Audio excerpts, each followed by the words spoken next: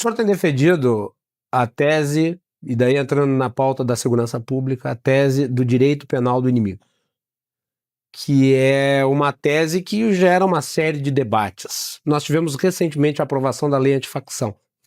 Fazendo uma análise sobre a lei antifacção, tem gente que diz que ela abre ali margem para ampliação do que seriam características do direito penal do inimigo na legislação brasileira. O senhor acha que está por aí o caminho para a implementação da agenda de missão na área da segurança pública? Eu fico feliz que esse tema ele começou a ser pautado porque a gente trouxe essa discussão há coisa de 2 anos, que é a ideia de ter uma legislação especial, um regime de exceção para quem é excepcional. Um membro de uma facção nem sequer, vamos dizer, ele concorda com a ideia de que o Brasil tem autoridade sobre o seu próprio território. Ele está em processo de negação do Estado brasileiro. Então ele é um ente anômalo que tem que ser tratado de maneira anômala. A gente demorar tanto tempo para ter reconhecido isso, mostra só como o Estado brasileiro é lento em entender as suas próprias prioridades, porque não entender que o Comando Vermelho faz ocupação territorial em pleno 2026 é meio que uma loucura, ou que o PCC também faz isso de uma maneira diferente. Esse entendimento já deveria ter acontecido na nossa Constituição. E mais do que isso, países constitucionalmente muito sérios, democracias muito consolidadas como a Dinamarca, já tem um estatuto, um regime similar.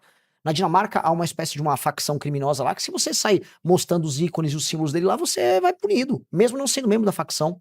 Eu tô falando de um regime democrático tradicionalíssimo. Ninguém vai falar que a Dinamarca tá violando os direitos humanos com isso. Isso é apenas uma constatação básica. É que a gente não faz as constatações básicas. E há um debate acadêmico sobre isso, porque pode ou não pode, simplesmente porque tudo que não tá dentro da caixinha daquele discurso de esquerda garantista, ou da ideia de que o direito penal tem que servir para recuperar o bandido, o que eu discordo, é tratado como fascismo. E eu acho que a gente não pode tratar as coisas sob esse prisma.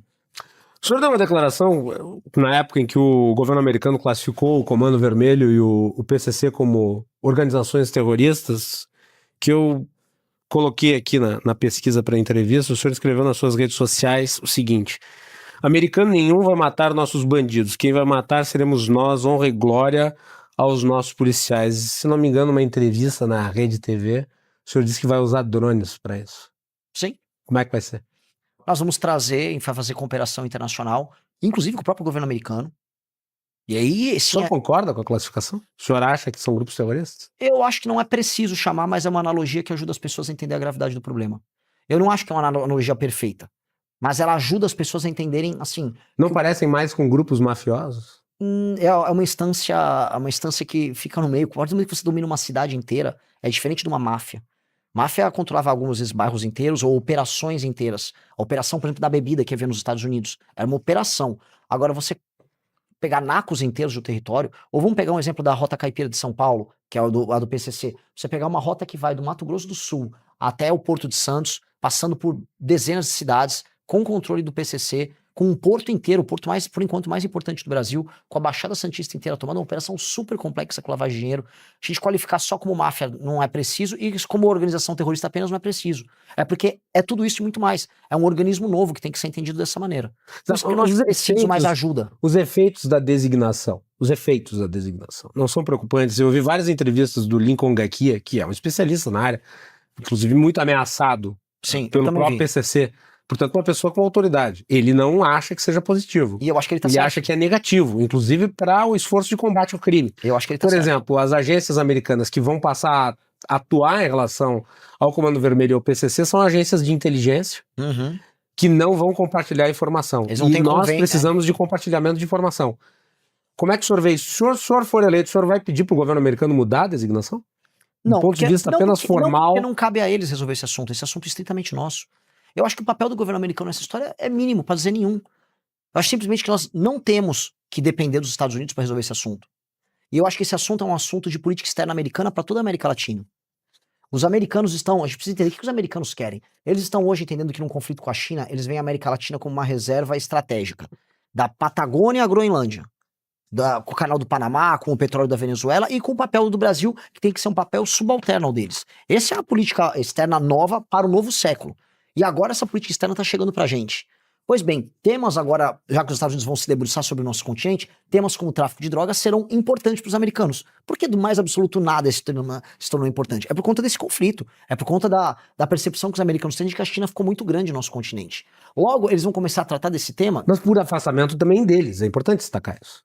Os americanos sempre legaram a América Latina ao segundo plano dos seus interesses. Exato, mas agora não é, e nós teremos que nos adaptar a essas circunstâncias. Na verdade, se o Brasil tivesse feito a lição de casa nesses governos do PT, ele teria se tornado uma força política na América do Sul que impediria que os Estados Unidos tivessem ingerência aqui.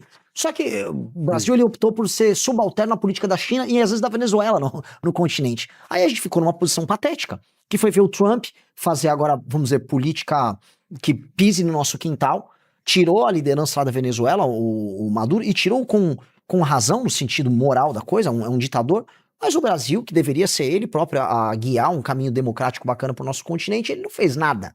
E tá olhando, e tá vendo agora os Estados Unidos formulando políticas sobre segurança na nossa região. Nós temos que, nesse sentido, correr e destruir o crime organizado nós mesmos, pra gente não viver sob a batuta, sob a tutela, a gente chama do que quiser, do governo americano. Eu não quero isso. O governo americano tem que ser vamos dizer, um parceiro técnico. E eu concordo com o que o Gakia falou, porque essa mudança nessa qualificação, a parceira não fica mais com o FBI, passa a ser, por exemplo, com a CIA. E se eu não me engano, a Polícia Federal não tem política de compartilhamento com a CIA. Então, nesse sentido, mas não é bom. A única coisa boa nessa história, pra ser bem claro, é o fato das pessoas entenderem a gravidade do tema. Porque, Macau, a situação nossa era tão ruim que o Oruan, e eu não brinco sobre isso, esse foi um tema muito importante pra nós. O Oruan era o líder das paradas de sucesso do Spotify, cantando música sobre o Comando Vermelho, filho do Marcinho VP, partícipe dos esquemas de lavagem de dinheiro da família dele e da facção. Então, a gente tava num nível de transformação cultural no narco-estado que precisava de um tapa na cara, de um despertar.